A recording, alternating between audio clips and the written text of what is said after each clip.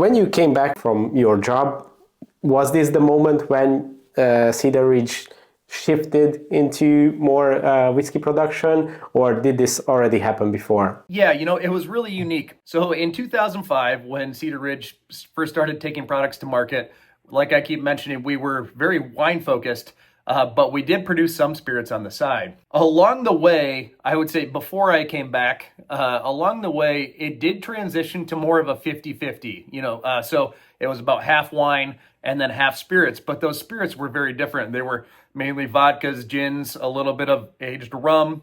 We were doing whiskey, but in very small quantities. And so the reason why we didn't really have focus yet, we didn't really know what our niche was yet.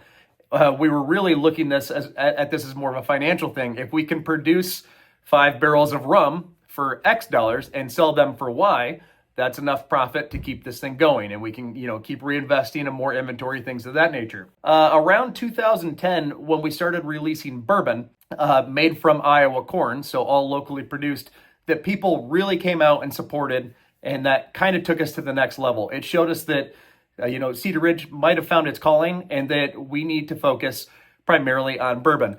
So after we started focusing on bourbon, we really started ramping up production and things of that nature and putting more barrels away in our inventory.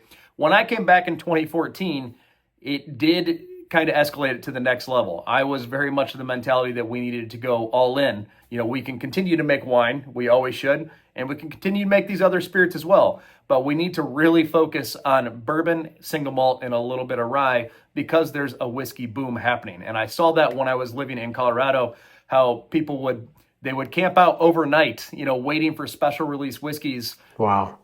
Made by these unique Colorado distilleries. And I was like, we can do something very similar to that. So I pushed us in that direction. I don't want to take all the credit in the world though, because that transition was already happening. I think I kind of just expedited the process. So when I came back, that's when we put in a dedicated still house. We bought some additional equipment.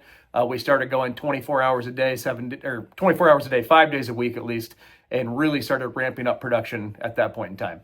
Thanks for watching this video. You can watch the full podcast episode by clicking here, or watch another interesting video by clicking here.